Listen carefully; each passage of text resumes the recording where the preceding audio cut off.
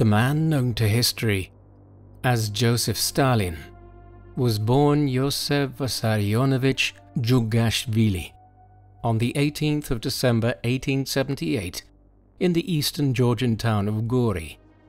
This was the 6th of December according to the old-style Julian calendar, which was still in operation in the Russian Empire at the time. Stalin was a pen name which Yosef adopted in his mid-30s. His father was Vissarion Djugashvili, a cobbler who, for a while, had a thriving business, though he failed to change with the times, and his shoes eventually became unfashionable, miring the family in poverty. Yosef's mother was Yekaterina Galadze, a devout Orthodox Christian who had married Vissarion at the age of 16 and went on to give birth to 3 sons, the 2 oldest of which both died in infancy, resulting in Yekaterina placing much of her hopes for the future in her only surviving son. Yosef's parents had a tempestuous relationship and often fought. When Yosef was 10, Yekaterina left Vissarion, as he was by this time an abusive alcoholic who would, on his infrequent visits home, beat his wife and son. To escape her husband, Yekaterina sought the help of a family friend named Yakov Ignatashvili, who had been the godfather of her 2 deceased sons. This enabled both mother and son to live in relative security for a time. To get by financially, Yekaterina undertook housework in the local area, including in the house of a priest named Christopore Charkviani, who in 1888 helped acquire a place for Yosef in the Gori church school. He proved himself to be a capable student and quickly rose to the top of his class. Despite this upturn in fortune, Yosef narrowly survived a wave of the smallpox epidemic, one which left his face pockmarked. A much more drastic episode occurred when he was 12 and his left arm was mangled in the wheel of a horse-drawn cart. He was hospitalized for months and was left with limited use of his left arm for the rest of his life. After recovering, though, Yosef shone academically. He was soon recommended by his teacher to join the religious seminary at Tbilisi and was admitted in 1894.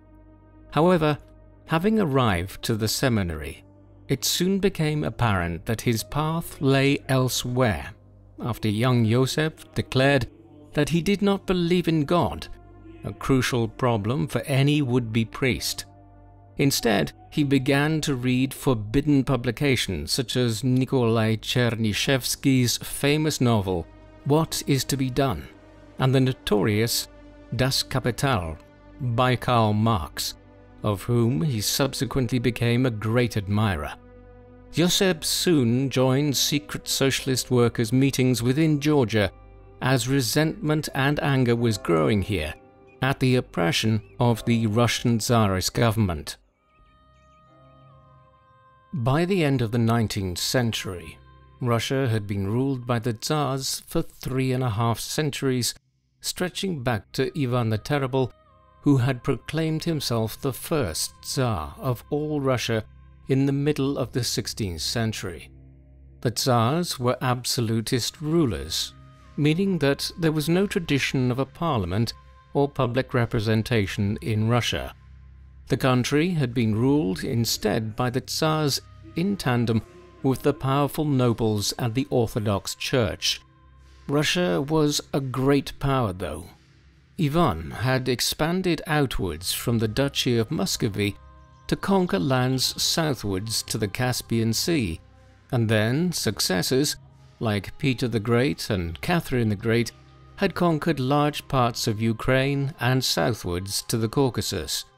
The Napoleonic Wars had marked the Russian Empire's transition to great power status, and by the second half of the 19th century it was seeking to expand into the Balkans to replace the ailing Ottoman Empire as the main power there. while a rivalry had developed in Central Asia with Britain for influence in Persia and Afghanistan. Despite this great power status, domestically Russia was very backwards. The empire's economy was based almost entirely on agriculture, and serfdom had only been abolished in 1861. Tsar Alexander II had attempted wide-ranging reforms prior to his assassination in 1881, but his successor, Alexander III, was a reactionary who doubled down on autocracy. By the time Nicholas II had come to the throne in 1894, major new movements were destabilizing the country. Cities like Moscow and St. Petersburg were industrializing, and this was leading to an influx of radical socialist and communist thought, combined with new indigenous political movements like the anarchists. Many people within these groups and within wider society wanted political representation and a drastic overhaul of Russian society to pull it firmly into the modern age and out of the medieval habits and traditions that it was still mired in. Yet Tsar Nicholas II was the wrong man for this time. He was not a malicious character, but he was weak-willed and of limited abilities, a figure who could not grasp what Russia's problems were and how he might begin to address them. This was the political, social, and economic backdrop against which Josip would begin his political rise in the early 20th century. In 1899, Josip began working as a meteorologist in Tbilisi. His virulent opposition to the Tsarist autocratic government was evolving during this period, and he also began giving speeches at meetings of local workers and clandestine groups that were speaking out against the political system in Russia. These inevitably attracted the attention of the Tsarist secret police known as the Okhrana. He also joined the Russian Social Democratic Labour Party, or RSDLP, in 1899, a left-wing socialist movement that had been founded in 1898 and which would eventually become the Russian Communist Party. After he became a member, Josip began infiltrating workers' groups in order to stir up opposition from within them to the government. He developed a reputation for being willing to use violence and illegal methods, engaging in theft and criminality to help fund his own and the party's activities in Georgia.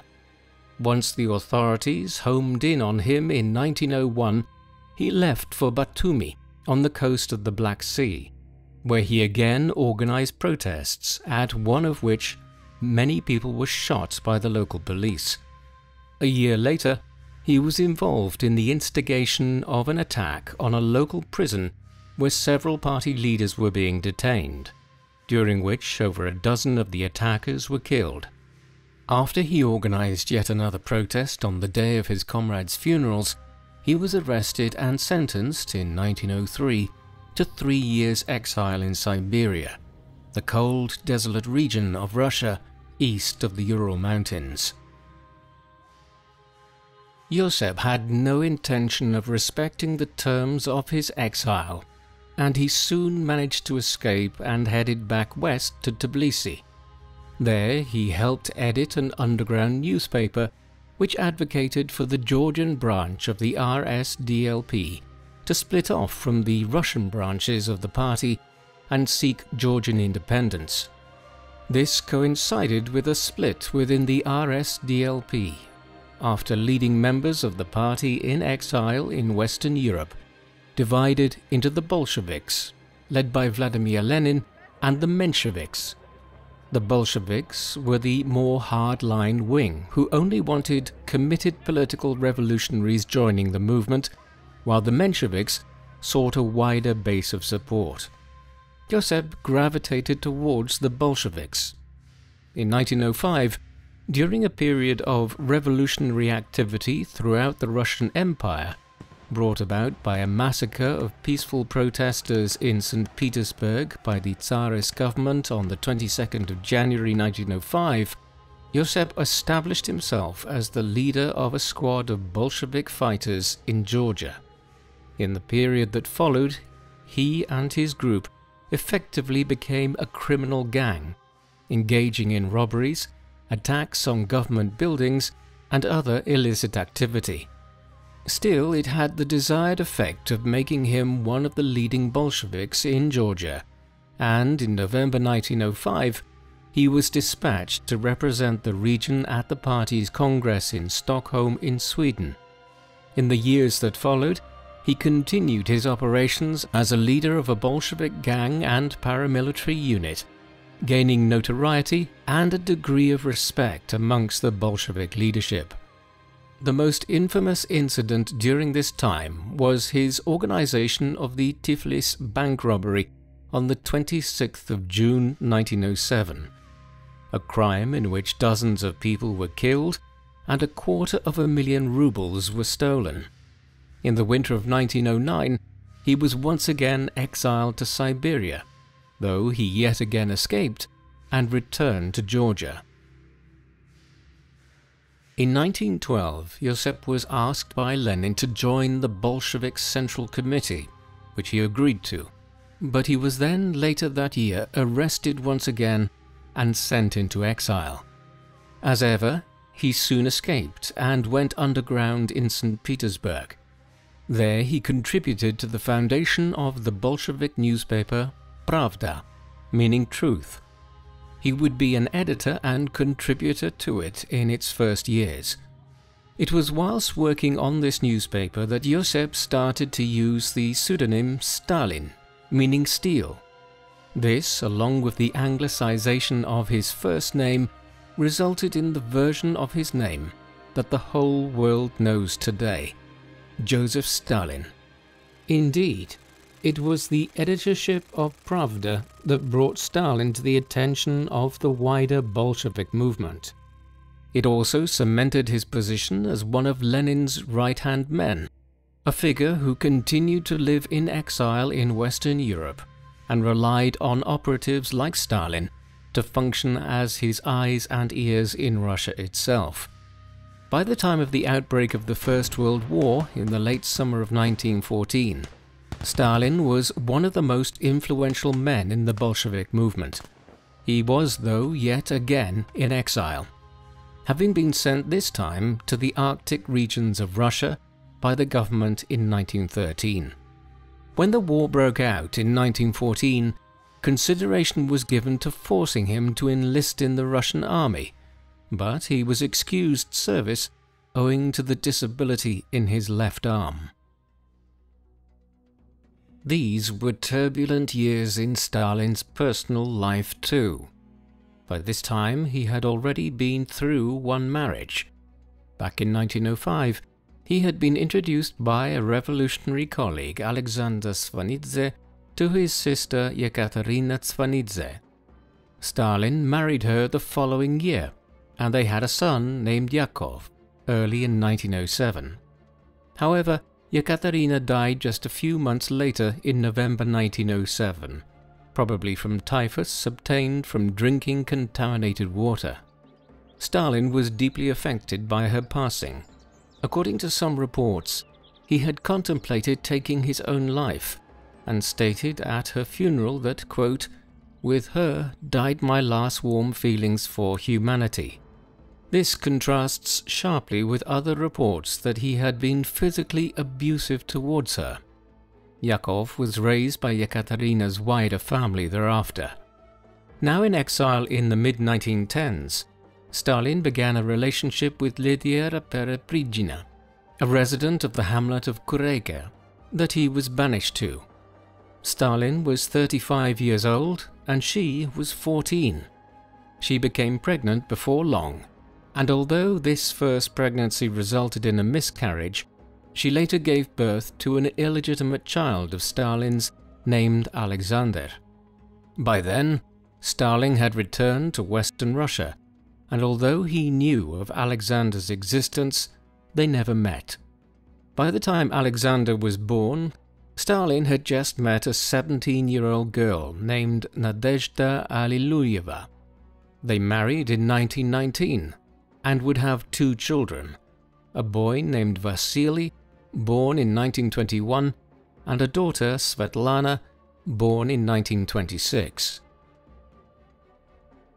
Whilst Stalin was in exile, a great wave of political change began to strike Russia. The army's disastrous performance on the Eastern Front against Germany in late 1916 and early 1917 led to the conservative February Revolution of 1917 in St. Petersburg, which culminated in Nicholas II being forced to abdicate the Russian throne. He was then replaced by a provisional government headed by Alexander Kerensky, but the new regime's grip over the country was still relatively weak, meaning that the influence of the far left in the shape of the Bolsheviks and other groups like the Mensheviks continued to grow unchecked over the coming months. In this environment, Lenin made his way back to Russia from Switzerland, while Stalin quickly slipped away from his exile and returned to St. Petersburg, which had been renamed Petrograd during the war. Over the next few months, Lenin, in conjunction with figures like Stalin and Leon Trotsky, a Jewish Russian Bolshevik intellectual, planned a revolution in Petrograd. They launched this on the 25th of October 1917, according to the old-style calendar, though it was the 7th of November elsewhere in Europe. The October Revolution resulted in the overthrow of the conservative government and the seizure of power by the Bolsheviks in Petrograd, Moscow, and other cities. The capital of the newly created Russian Soviet Federative Socialist Republic was moved back to the traditional Russian capital, Moscow. From here, figures like Stalin were involved in the first stages of the Russian Civil War and also organizing peace terms with the Germans so that the Bolsheviks could exit the First World War and concentrate on consolidating their position at home in Russia. A ceasefire was agreed with Germany on the 15th of December 1917, and hostilities with the Central Powers then formally ceased with the signing of the Treaty of Brest-Litovsk on the 3rd of March 1918. At home, there was fierce resistance to the new Bolshevik government.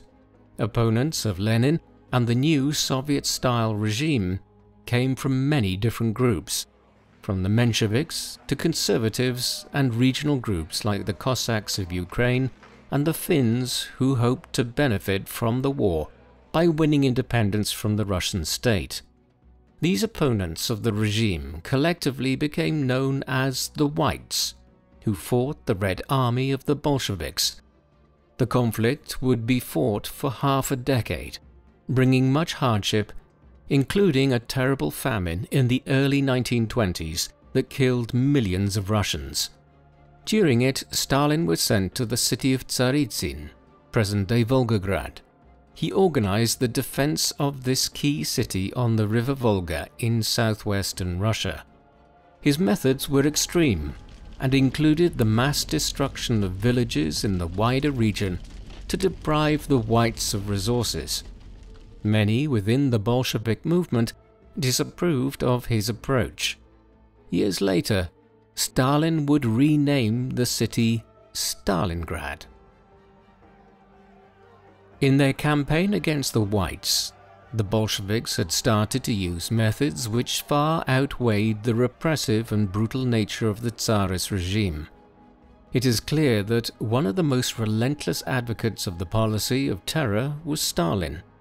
Perhaps the most famous example of the increasingly ruthless approach the communists employed came on the 17th of July 1918, when the former Tsar Nicholas II and his wife and children were executed by the Bolsheviks at Yekaterinburg, where they were being held.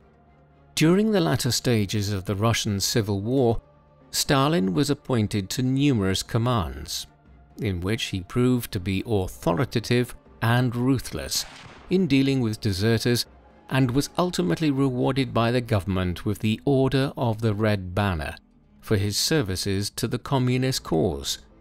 He was also involved in the Polish-Soviet War, which had started when the newly re-established Republic of Poland had sought to capitalize on the state of upheaval within Russia in order to expand its eastern frontier. By 1922, it was clear that the Civil War would end in Bolshevik victory, though fighting continued intermittently in some places into 1923. The Bolsheviks lost large parts of the Russian Empire, including Poland, the Baltic Sea states, and Finland, though they retained control over Ukraine and the Caucasus. These were formed into the Union of Soviet Socialist Republics, the USSR. The Civil War had caused massive disruption and upheaval across Russia. In response to the death, dislocation, and famine, Lenin had made economic concessions in 1921. Known as the New Economic Policy, the program was a temporary drift away from communist principles in allowing private ownership of goods and industry and a free market to operate. This was undertaken in order to stabilize the war-ravaged economy of Russia. However, it was unpopular with many ideological purists, such as Trotsky within the Soviet government, who argued that the state should control all worker activity and output. Stalin supported Lenin in these temporary measures, an action which made him increasingly powerful as the Civil War came to an end in 1922 and 1923. He was hence able to gain election as the General Secretary of the Communist Party of the Soviet Union in April 1922, a position of considerable power within the new government which placed him in charge of party membership, along with disciplinarian duties.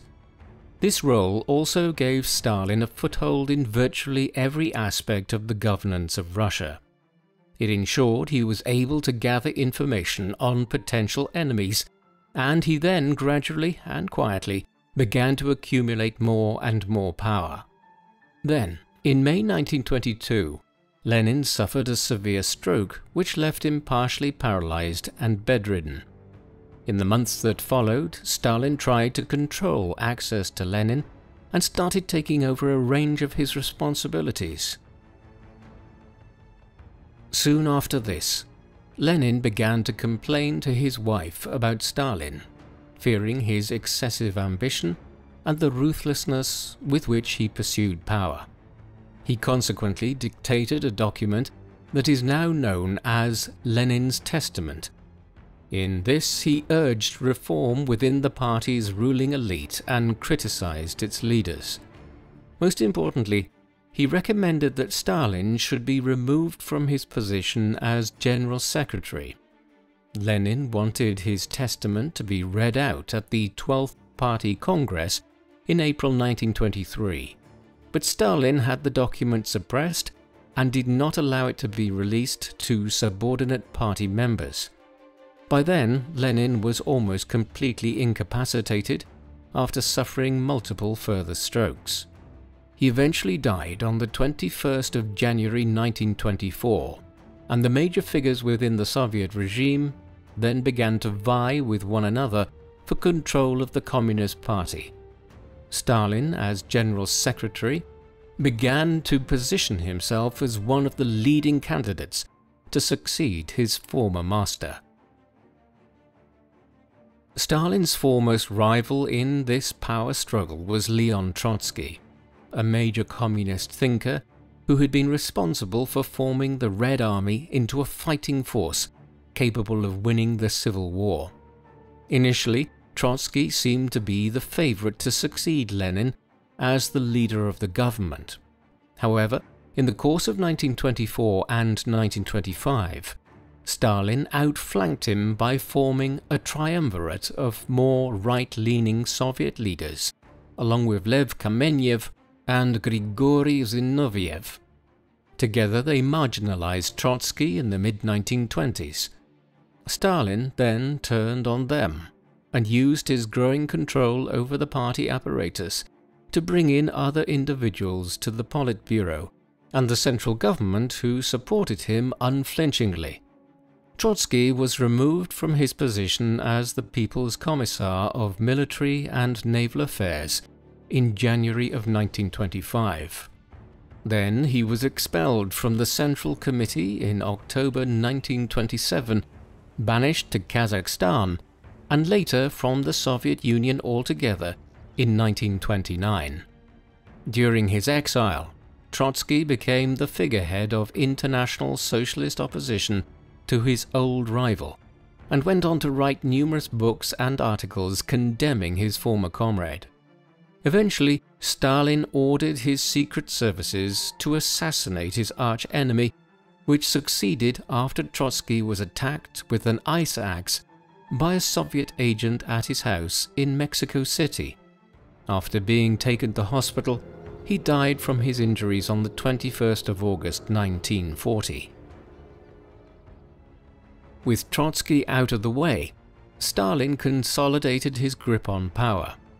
He still faced some opposition, especially from Nikolai Bukharin.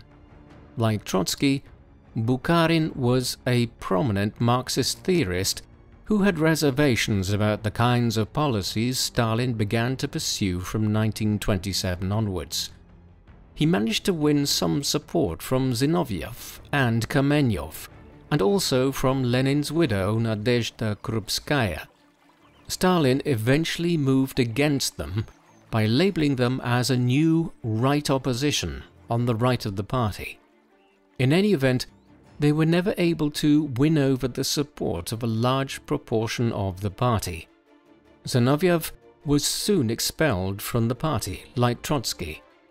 Bukharin was completely demoted.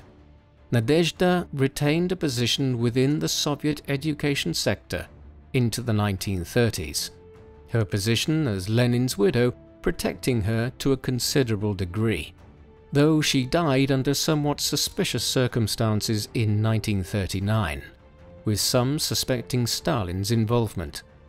Thus, by 1927, Stalin was the de facto head of the Soviet Union, and any remaining opposition was demoted or removed entirely from the party in 1928 and 1929. The man who had come to power as Lenin's successor was a complex figure. It would be easy to dismiss him as a tyrannical powermonger who wasn't wedded to any ideology other than his own accumulation of power. This was one facet of him, but there was more to his personality, ideology, and psychology. He was a communist, or at least conceived of himself as such, and was determined to create a socialist and communist state in Russia. This can be viewed as distinct from the communist theories of the 19th century. Marx, Friedrich Engels, and others wrote about theoretical socialist ideas that they imagined could be applied to Britain, Germany, France, or Belgium. In Russia, figures like Stalin ran into the reality of trying to apply their theoretical concepts in a country with a political culture of autocracy and violence stretching back centuries. Stalin's desire to apply what he believed were communist principles was reflected in his written output. He wrote and published many books and papers on communist theory. In them, he demonstrated a considerable knowledge of Marxist theory and a capacity to reflect on the Soviet Union's level of development towards communism. He was not an intellectual in the same vein as Trotsky, and this was possibly one of the reasons why he disliked his rival so much. Yet he was still an intelligent figure, though one seemingly devoid of any ethical restraint or moral compass. In many ways, as leader of the Soviet Union, he was the same as the figure who worked for the party in Georgia in the late 1800s and early 1910s, a would-be communist who mixed revolutionary ambitions with running a criminal gang. We get a good sense of Stalin's intellectual and personal world from assessing his library, something which has been the subject of an extensive recent study. Stalin owned somewhere in the region of 20,000 books. These were not simply volumes that he had someone working in his office accumulate and put on a shelf to make it seem to visitors that he was well read. Many of the books in question contain marginal annotations by Stalin that he made as he read them, and he was known to read several books every week. When he died in 1953, his desk was covered with stacks of books. His tastes were wide-ranging. Beyond the obligatory corpus of Marxist and communist writings, he was an avid reader of the classics of Russian literature by Alexander Pushkin, Leo Tolstoy, and others, while he was a fan of Shakespeare, Victor Hugo, and Daniel Defoe, gifting his adopted son a copy of Robinson Crusoe. His marginal annotations were often basic, writing his agreements with certain points made or, at other times, writing things like rubbish or gibberish when he disagreed with a point being made. Although his copies of Fyodor Dostoevsky's books are lost, we know he was a critic of his view of Russian society.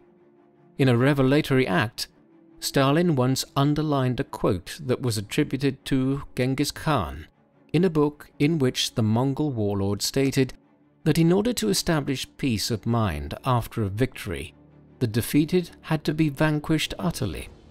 It was exactly what he had done with Trotsky and would do with his other remaining rivals in the 1930s. The foremost question confronting the Soviet Union as Stalin consolidated his position in the mid-1920s was the country's future economic policy.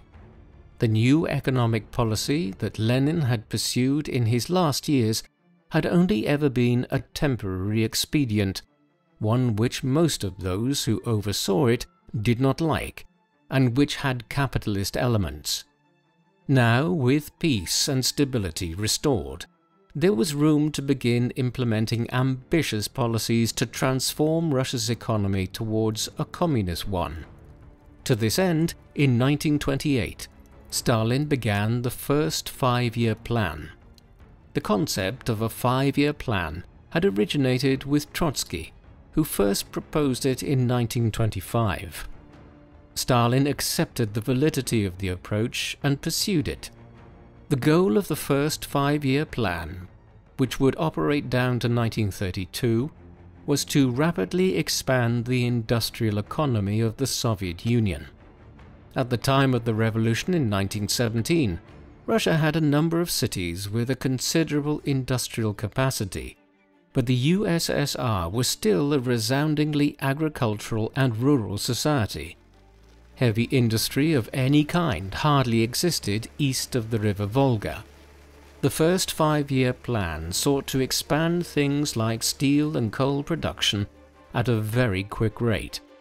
This would be achieved by introducing efficiencies into the agriculture sector by developing large state-run collective farms that would require less labor to produce larger amounts of food, thus freeing up rural farmers to move to the cities and work in the new factories. This was the basic theory which underpinned the first five-year plan. If it is viewed solely from the perspective of the increase in industrial capacity across the USSR, there is no doubt that the first five-year plan was considerably successful. The number of industrial factory workers doubled from around 3 million to 6 million, while large factories and plants were established to increase production of basic commodities like steel and iron, and manufactured goods like automobiles and tractors, as well as the extraction of raw materials like coal, oil, and copper. The Soviets were not dogmatic in how they approached this. They invited industrial experts from the US and Western Europe into Russia to provide technical expertise.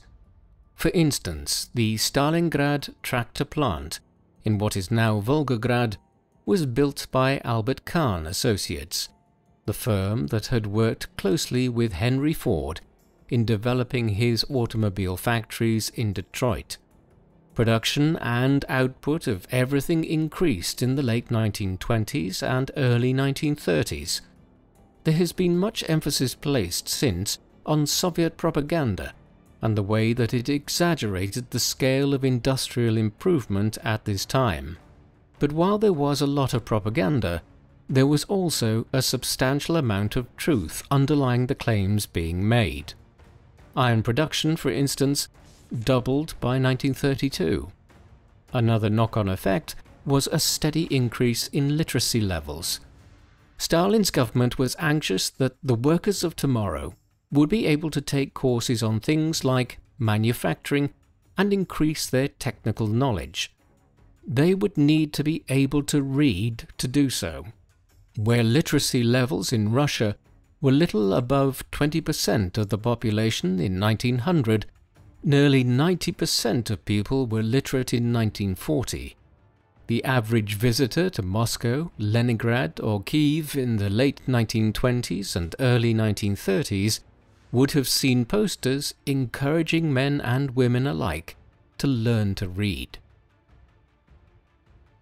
This was the positive side of the first 5-year plan and Stalin's early time in charge. There was no shortage of negative elements as well.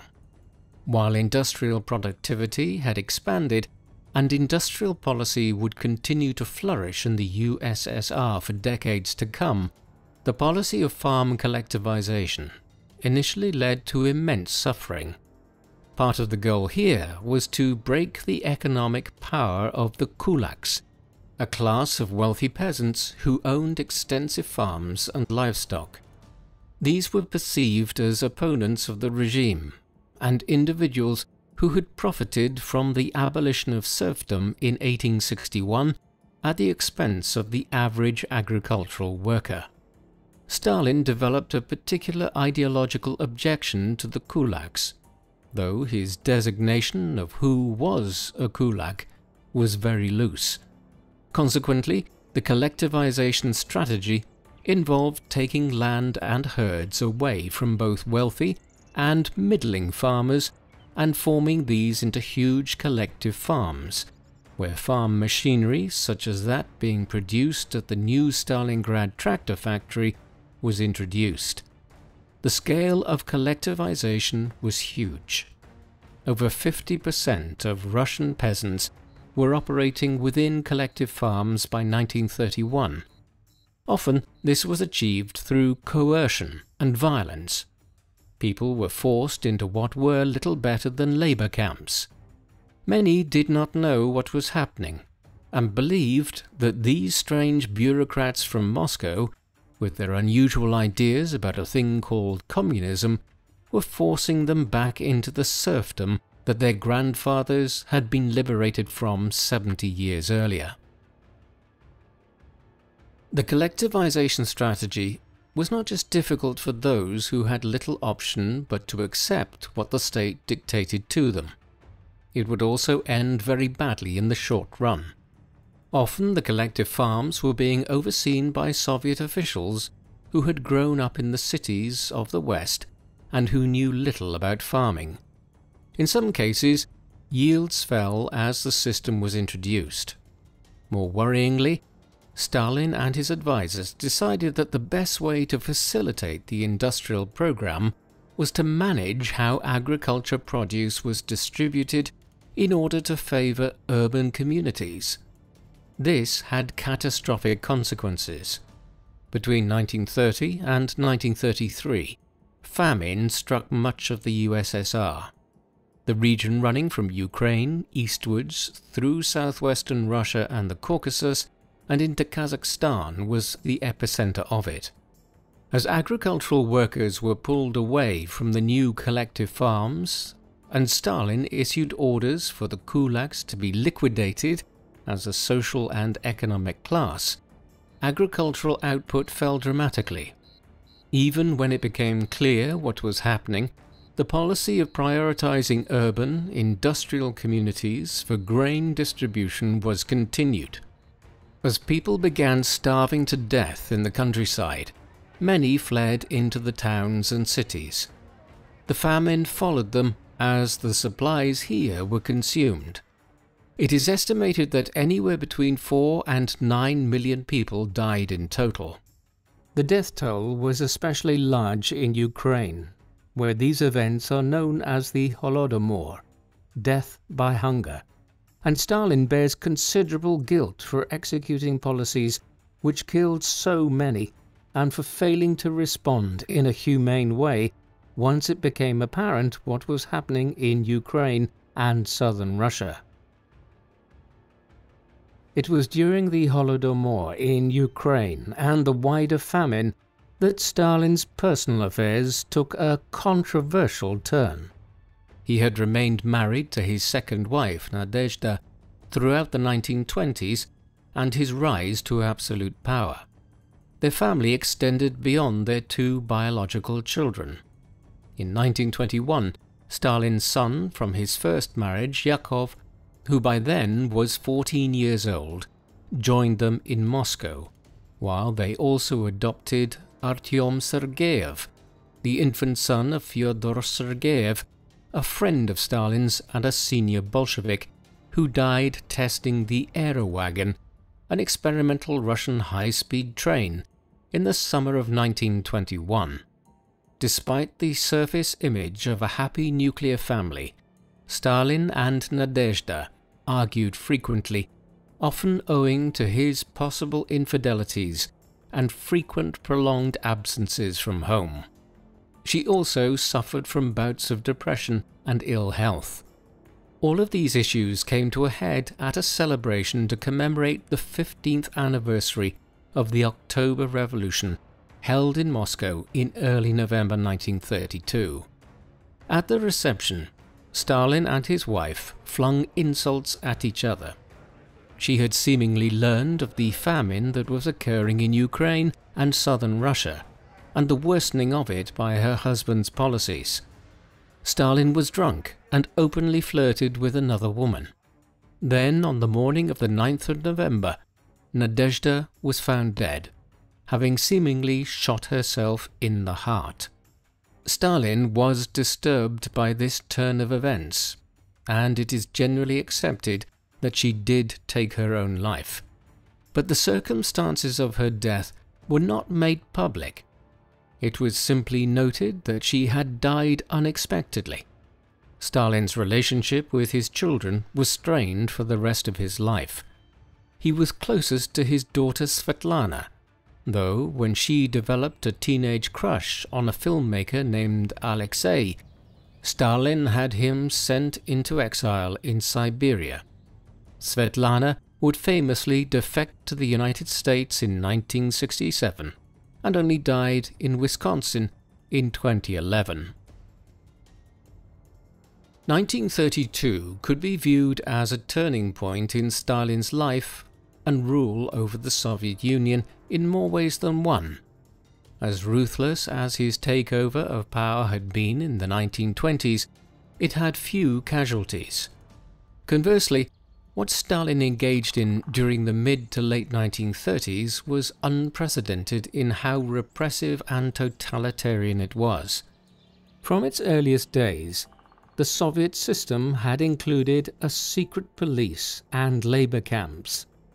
These were features of Russia's political culture and extended back to the 16th century when Ivan the Terrible had created one of history's first secret police forces.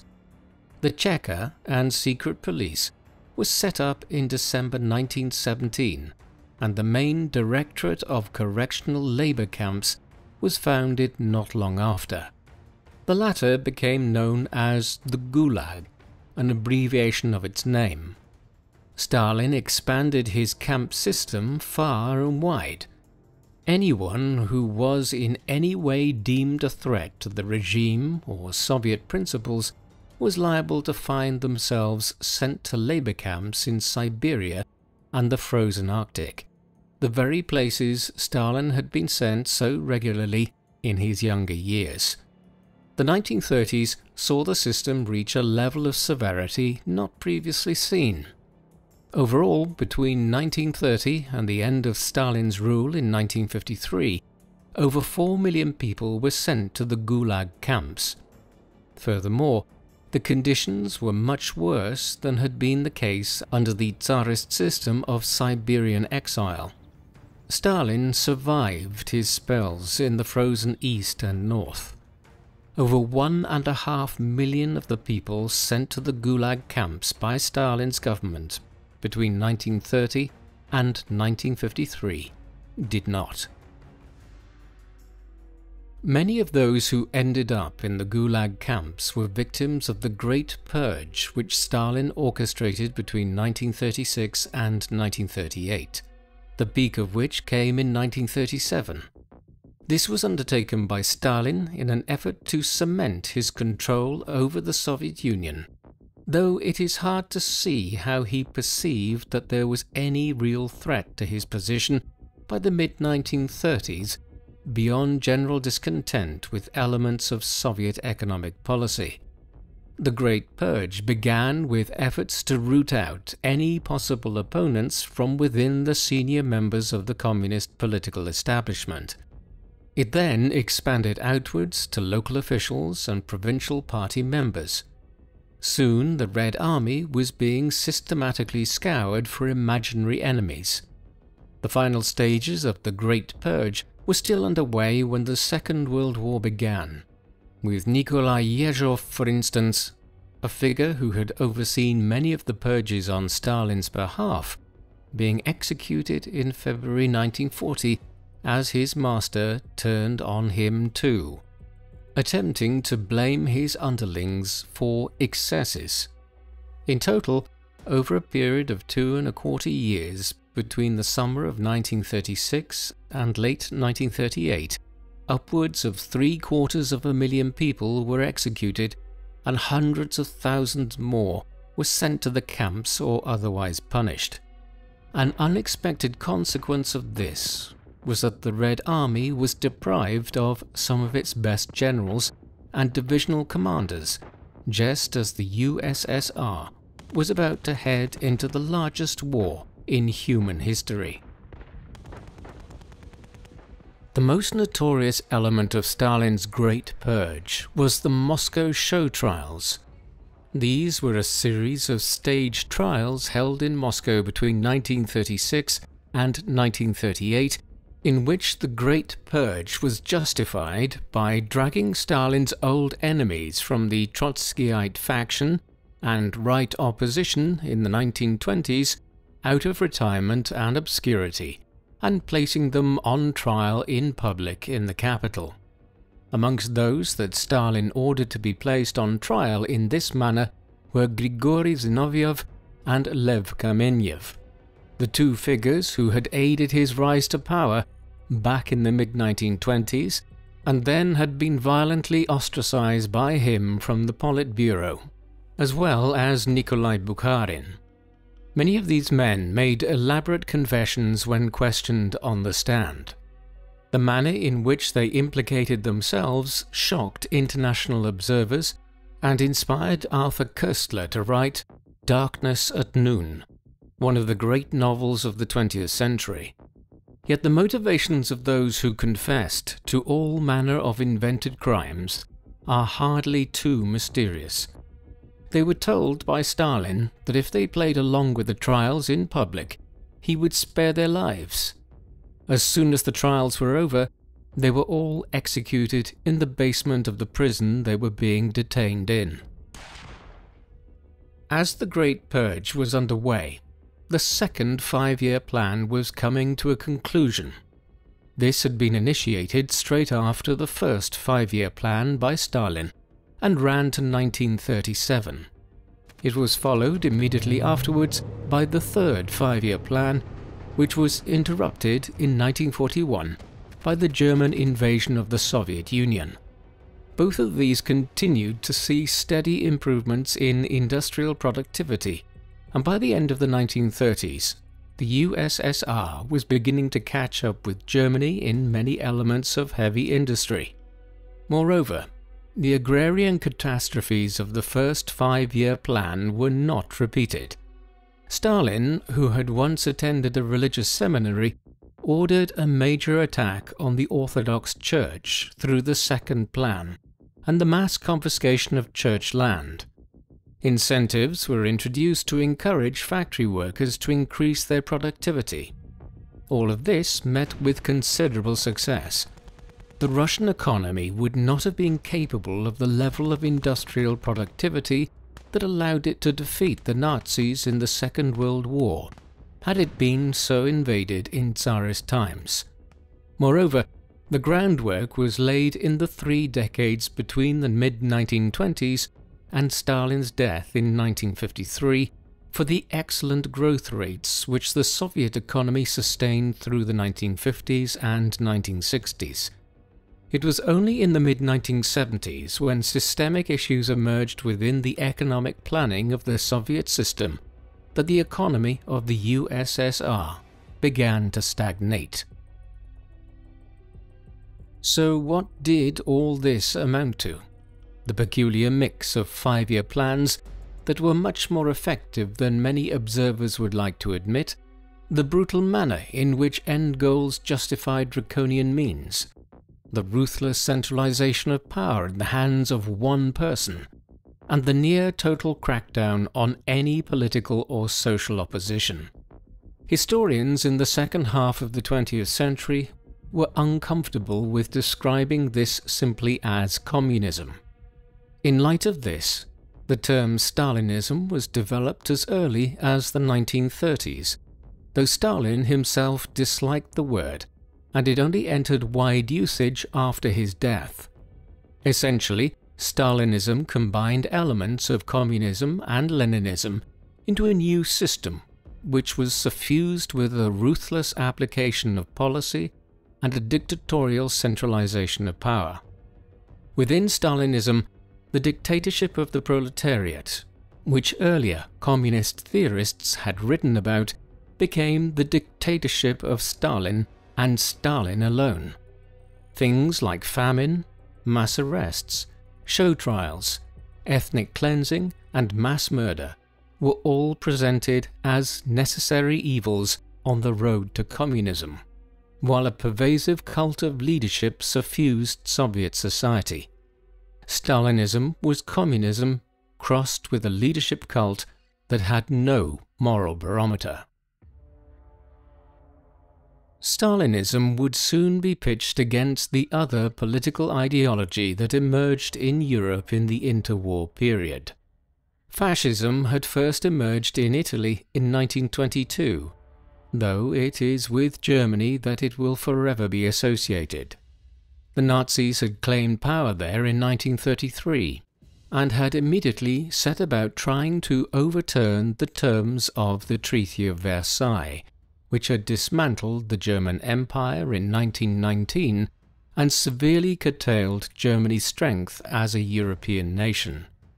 Fascism was a complicated ideology.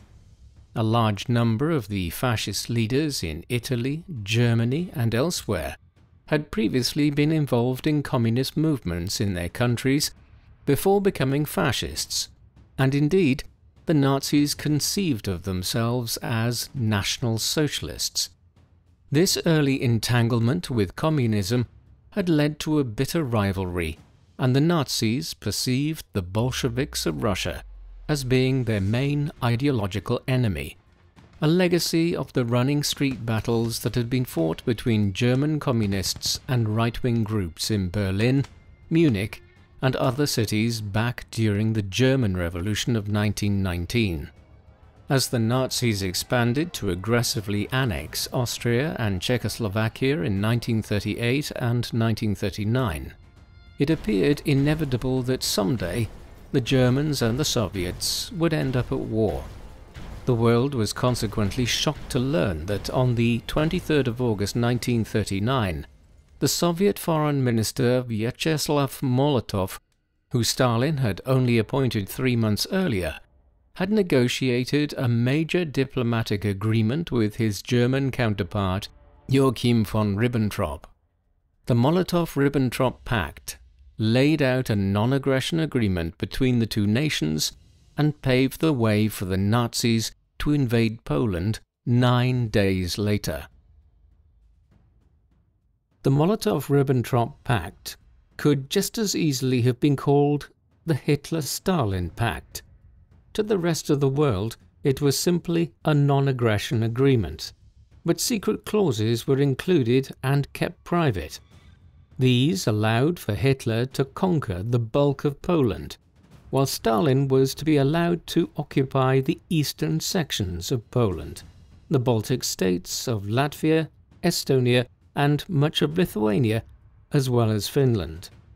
In essence, this was an agreement between the Nazi and Soviet dictators, whereby they would conquer most of the lands in Eastern Europe, which the German Empire and the Russian Empire had lost at the end of the First World War, and in the course of the Russian Civil War. The Nazis invaded Poland on the 1st of September 1939, triggering the Second World War, as Britain and France declared war on Germany 2 days later in response. Just over 2 weeks later, on the 17th of September, Stalin ordered his forces into eastern Poland to make good on his claims thereto. It wasn't until the following year, in the summer of 1940, that Stalin implemented measures to occupy the Baltic states, while Soviet troops also occupied the provinces of Bessarabia and northern Bukovina in the northern parts of Romania in late June and early July 1940. Stalin had been slow in implementing the terms of the Molotov-Ribbentrop Pact when it came to the Baltic states. The delay was partly because the Nazi invasion of the Low Countries and France in May 1940 had provided a smokescreen for Stalin to do so. More importantly, he had been distracted by events elsewhere. After the conquest of eastern Poland in the autumn of 1939, the Soviet Red Army had turned its attentions to Finland. Stalin ordered his troops over the border into the country on the 30th of November 1939. It had been expected that what became known as the Winter War would be a short, sharp affair, one in which the might of the Red Army would quickly conquer Finland, a country of just 3.7 million people. The Soviet dictator began to receive frustrating reports within days. The Finns were proving unusually resilient and were engaged in a guerrilla war that included homemade incendiary devices which they ironically named Molotov cocktails, in recognition that their country was being invaded because of the Molotov-Ribbentrop Pact. The Winter War would drag on until mid-March, when peace terms were agreed, whereby Finland ceded less than 10% of its territory to the USSR. The conflict highlighted the weaknesses of the Red Army, many of which were self-inflicted. The Great Purge of the 1930s had seen many of Russia's foremost generals ousted or killed by Stalin. He only had himself to blame now that his armed forces were failing to defeat small nations like Finland on the battlefield. The deficiencies in the leadership and fighting capabilities of the Red Army would become much more serious in the summer of 1941. The Molotov-Ribbentrop Pact had established a treaty of non-aggression between Germany and the USSR for 10 years. Having conquered Western Europe in less than 7 weeks in May and June 1940, the Nazis had initiated the Battle of Britain. But Hitler soon grew weary of trying to bludgeon the British into submission and turned his attention eastwards. Here was the real ideological foe as far as the Nazi dictator was concerned. Only through war with the Soviet Union would the Lebensraum, or living space, which was so central to Nazi political and racial ideology, be made available. Accordingly, he began preparing Operation Barbarossa, the invasion of the Soviet Union, whereby 3 million men would invade Stalin's nation on the 22nd of June 1941. A great criticism which was leveled against Stalin, in his own time and ever since, concerned the lackluster manner in which he prepared for the Nazi invasion. It was very peculiar. He was convinced that the Germans were not going to do so for some time, and ignored intelligence reports which demonstrated that millions of German military personnel were clearly being massed in Poland for the invasion of the Soviet Union. It is possible there was an element of wishful thinking here.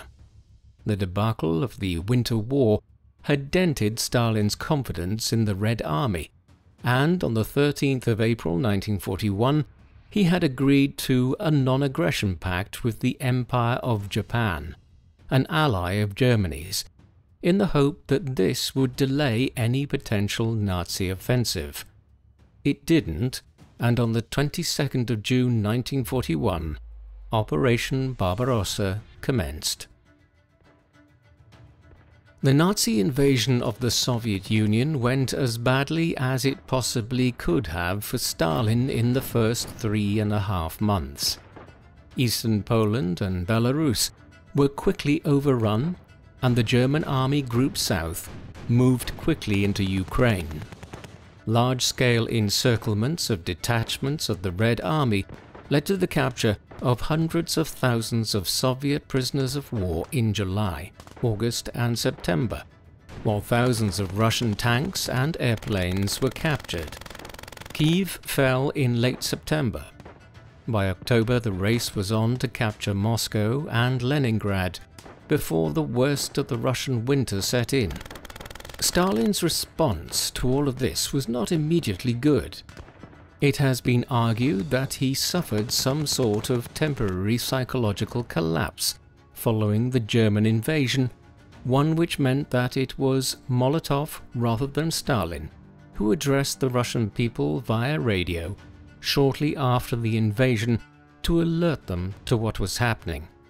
One version of events also has it that in the first weeks of the campaign, Stalin was in talks with the Bulgarian ambassador in Moscow, Ivan Stamenov, to see if the Bulgarians would act as intermediaries to broker peace terms.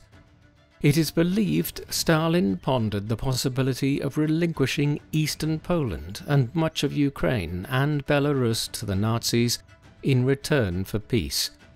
The veracity of this has never been 100% established, as much of the evidence of such talks would have been comprehensively destroyed in the years that followed. What is clear is that while Stalin's initial reaction to the invasion by the Nazis was not ideal, he quickly kicked into action. Within days of the invasion, he issued an order that the Red Army was to engage in scorched earth tactics, whereby crops were to be burned, and everything that could be of value to the enemy was to be either destroyed or removed before the Nazis could claim it. In this, he was mimicking the actions of the Russians during the Napoleonic invasion of Russia in 1812. On the 30th of June 1941, he established the State Defense Committee to manage the war effort centrally, with himself as Supreme Commander.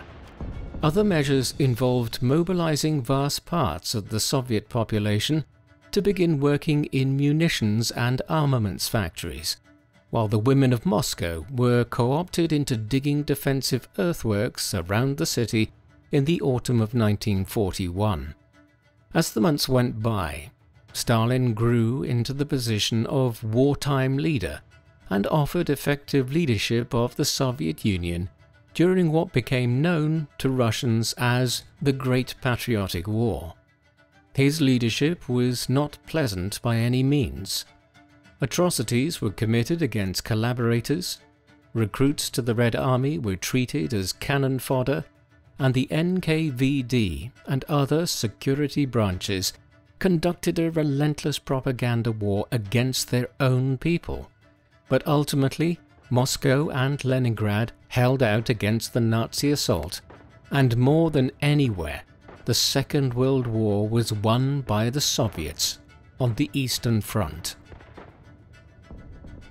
A sign of how ruthless Stalin could be was the case of his own son from his first marriage.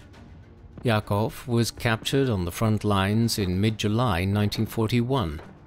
When Stalin learned of this, he expressed dismay that he had not killed himself before being captured. He even had Yakov's wife temporarily arrested. Stalin would eventually refuse to negotiate terms for the return of his son to Russia, and he died at Sachsenhausen concentration camp in April 1943. By then, the war had turned.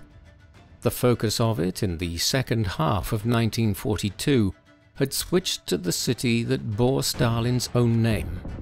Stalingrad, on the Volga River, was considered the key to the oil fields of the Caucasus. Hitler ordered a large assault on the city in the late summer of 1942, the belief now being that depriving the Soviets of their oil sources might be the only way to achieve victory in the war after the United States had joined the conflict in December 1941.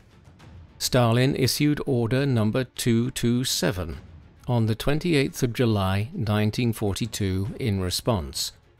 In this, he issued the famous instruction, "Not a step back." Henceforth, the Red Army was to hold firm and not surrender Stalingrad to the enemy. One of the bloodiest military clashes in history followed, during which the Germans nearly secured control over the city in September 1942.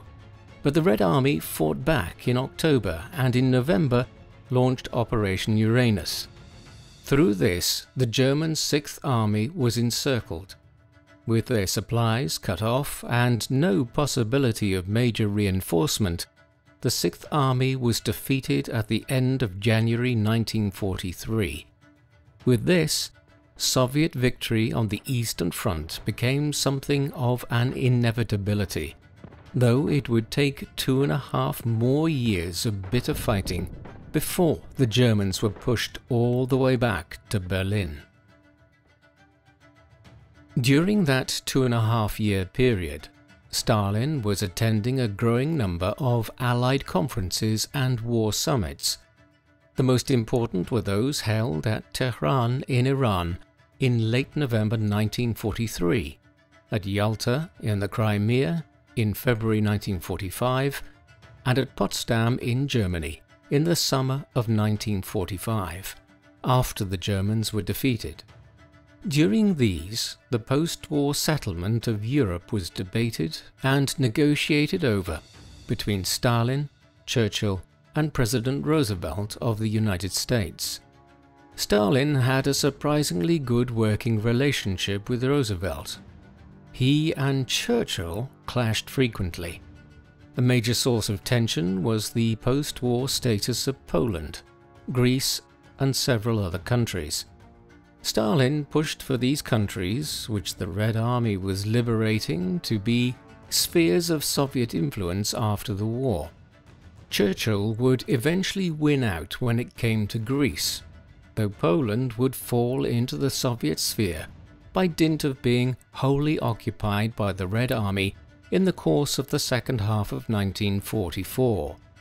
Beyond these discussions, Stalin pushed consistently for the opening of new fronts by the Western Allies in Southern and Western Europe to take some pressure off the Soviets on the Eastern Front.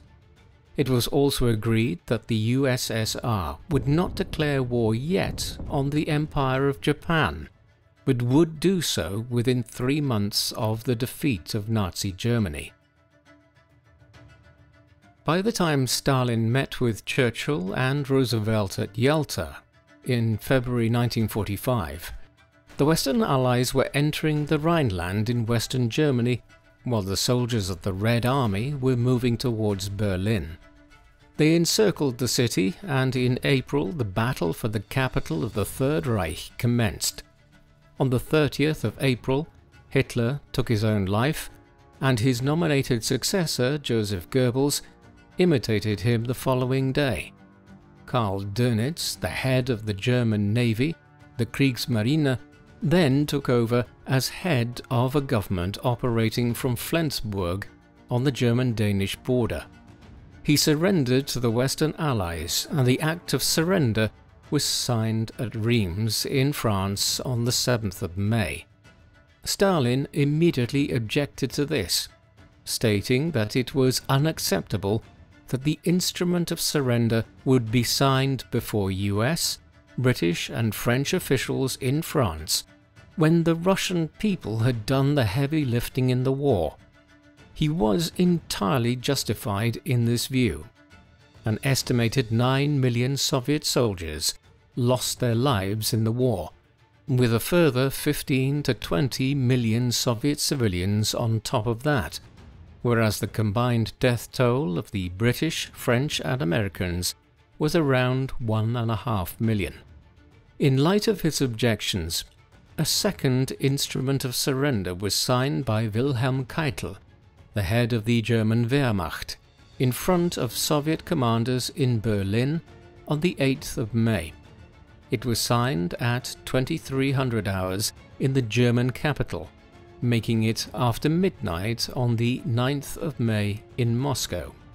For this reason, Victory Day is celebrated in the former countries of the Soviet Union each year on the 9th of May. Stalin oversaw the 1945 Moscow Victory Day Parade on Red Square, the largest military parade ever held there, on the 24th of June 1945. It involved over 40,000 Red Army soldiers. The argument over the signing of the instrument of surrender was just the first of a series of escalating confrontations between Stalin and the governments of the Western Allies once the war was over.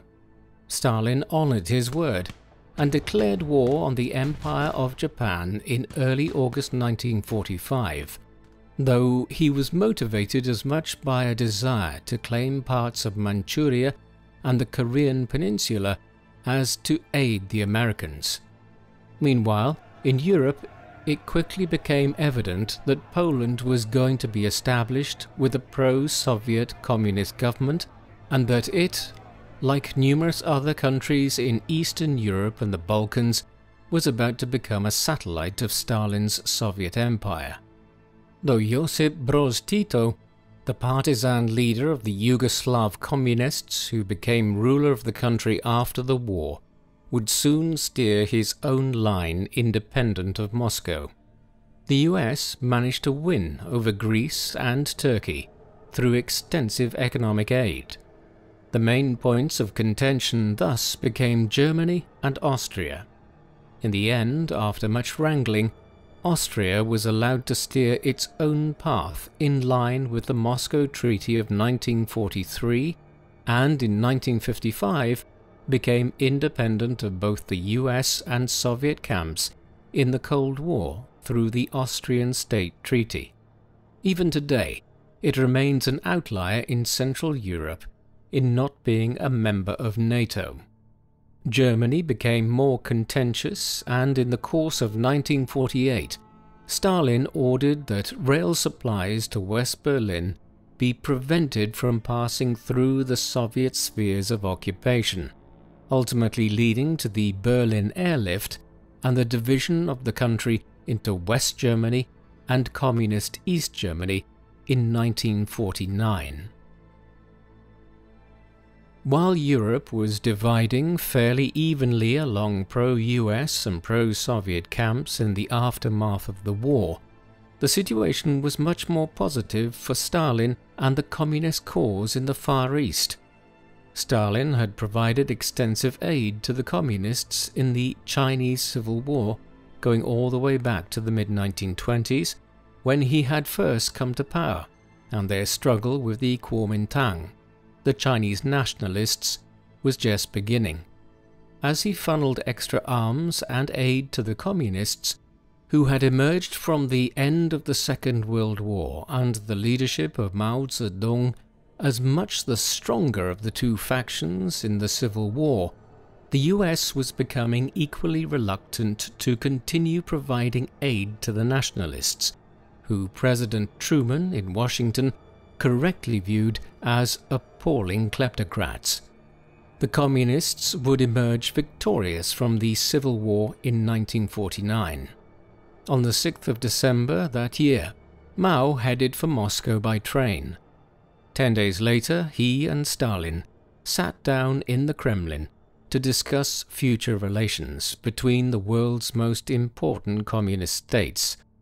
There were disagreements between the pair and their diplomats over the next few weeks, but on the 14th of February 1950, the Sino-Soviet Treaty of Friendship, Alliance and Mutual Assistance was signed. It laid out the basis for cooperation between the USSR and the People's Republic of China, economically and militarily. At this stage, Mao was very much the junior partner, and Stalin had succeeded in cutting China off from the Western powers. He scored a further victory months later when the Korean War erupted, a clash over a minor geopolitical region, but one which swallowed up US resources and attentions for years to come. Stalin had other reasons to feel buoyant as the 1940s ended and the 1950s began. In 1942, like many of the other major powers involved in the Second World War, Stalin had ordered the development of a Soviet nuclear weapons program. It plodded along, making little progress in various research facilities near Moscow down to 1945. What changed matters was when the US dropped its 2 nuclear weapons on Hiroshima and Nagasaki in August 1945. As soon as this happened, Stalin informed his security forces that the development of a nuclear weapon was now a priority. Until such time as the USSR had a comparable weapon, it was vulnerable. He appointed Lavrenti Beria, the head of the Soviet security services during the war, to head up the reinvigorated program. Over the next 3 years, Beria oversaw the development of an implosion-type nuclear weapon similar to the bomb that the Americans had dropped on Nagasaki. They were aided by the fact that Stalin's spy ring in the US, headed by Ethel and Julius Rosenberg, had acquired intelligence on the Manhattan Project there. The Soviets tested their first nuclear weapon, RDS-1 or First Lightning, at a site in Kazakhstan on the 29th of August 1949. Stalin was said to have been immensely pleased when he received news of the successful test. An even playing field had, at least temporarily, been achieved in the Cold War, though he would live long enough to see the Americans gain the competitive edge with the detonation of the first hydrogen bomb in 1952. As successful as the late 1940s and early 1950s were for Stalin in terms of the accelerating Cold War, he was never satisfied with developments and remained a paranoid figure, resorting to terror tactics where he felt appropriate. Towards the end of the war in 1944, he had engaged in the forced transplantation of hundreds of thousands of Chechens from the northern Caucasus to Siberia and other parts of Russia, falsely claiming that they had collaborated extensively with the Germans. This act of ethnic cleansing was followed by another major Soviet famine in 1946 and 1947, one which killed at least 1 million people. In this case, the cause of the famine was poor weather and the damage inflicted on the Soviet economy by the Germans, but Stalin compounded the problem through a poorly conceived rationing system and the appointment of Georgy Malenkov, a figure with little or no knowledge of agricultural affairs, to head up the relief program. In the early 1950s, Stalin's atrocities included a purging of Georgia through the Mingrelian affair, where he believed Beria's influence had become too great. He was also largely responsible for a nationwide purge of Jewish doctors and other professionals from their positions after he became convinced that his own Jewish physicians were trying to kill him and other leading Soviet officials. That Stalin's paranoia and wrath had turned towards Russia's doctors is indicative of his growing health problems. He was suffering from a range of issues, ones which led him to employ a team of doctors and also to spend several months of every year at his dacha in Abkhazia in the Caucasus. He was also increasingly reclusive. Once the war celebrations and other events commemorating the conflict had been concluded in 1945, he only gave a handful of public speeches for the remainder of his life. He also decided to get rid of the Politburo and replace it with a new presidium in 1952. Given his behavior, those closest to him must have been glad when the old leader was found face down on the floor on the 1st of March 1953. He had suffered a major cerebral hemorrhage. He died 4 days later on the 5th of March in Moscow at 74 years of age, after what by all accounts was a painful death. His state funeral was held 3 days later, and he was interred in Lenin's mausoleum alongside his predecessor, who, before his own end, had tried to warn the Bolshevik leadership about his successor's flaws. Once a consensus had developed in the years that followed about how catastrophic elements of Stalin's reign had been, a decision was taken to remove his remains from the mausoleum in 1961, and they were buried in the Kremlin Wall necropolis. Stalin's death ushered in a period of uncertainty in the Soviet Union. A dedicated tyrant until the very end, he had made no clear plans for how the succession should occur, and his dictatorial approach was such that there was no obvious successor. The foreign minister, Vyacheslav Molotov, had seemed like a natural heir for much of the 1940s, but he had fallen out of favour at the end of the 1940s. Thus, power devolved to a committee of members of the Presidium, including Beria, Malenkov, and Lazar Kaganovich. Eventually, after months of wrangling, Nikita Khrushchev, a figure who had governed Ukraine for many years, emerged as the new de facto leader of the Soviet Union. He began the gradual process of de-Stalinization. In the mid-1950s, he ordered investigations into the purges of the 1930s and the excessive behavior of Stalin as ruler. Then, on the 25th of February 1956, he gave a closed speech to the 20th Party Congress, in which he denounced Stalin's excesses and the bloodshed of his time as head of the USSR. A year later, he expelled Molotov, Malenkov, and Kaganovich from the central leadership and banished them to remote parts of the Soviet Union, excising the unreformed Stalinists from the party. A more public program of de-Stalinization followed in the years thereafter, with Stalingrad being renamed as Volgograd in 1961. As the decades have gone by, and particularly so since the end of the Cold War in the early 1990s, the full extent of Stalin's crimes has been made public. The British-American historian Robert Conquest once stated that no one shaped the course of the 20th century and the lives of more people within it than did Joseph Stalin. there is a lot of truth to this.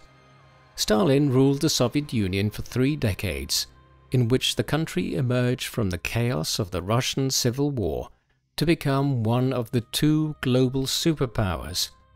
His legacy was the Cold War that outlasted him for nearly 40 years. It would not have been possible had it not been for the enormous industrial and economic gains which occurred in Soviet society through Stalin's 5-year plans, though they came at a terrible price for the victims of the Holodomor and the state terror which Stalin employed to acquire complete control over Russian society.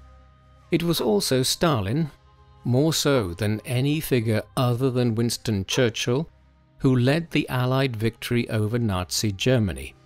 If the Soviets had not held firm in the autumn and winter of 1941 under Stalin's leadership, the history of the 20th century could have been very different. Yet these substantial facts aside, there is also no denying that Stalin was an appalling dictator, a man so steeped in bloodshed that none of his achievements were not coloured by his tyrannical behaviour. In total, when the Great Purge, the show trials, the ethnic cleansing, the Holodomor of the early 1930s, and the general attrition that characterized Soviet life under his rule are all taken into account, Stalin was directly responsible for the deaths of upwards of 15 million people, some unintentionally and many intentionally. This makes him one of the foremost mass murderers in history, eclipsed only in the modern world by his enemy and his ally, Adolf Hitler and Mao Zedong. In many ways, Stalin could be said to be the most successful dictator in history, as every enemy who rose against him was defeated or held in check, and it could be said that the only enemy that finally vanquished him was death itself. What do you think of Joseph Stalin? Was he genuinely a communist who believed that the brutal policies he oversaw were the only means of securing the future of the Soviet Union and its path towards communism? Or should he be described primarily as a power-hungry dictator? And was he the crucial figure in the Allied victory over the Nazis during the Second World War? Please let us know in the comments section. And in the meantime, thank you very much for watching.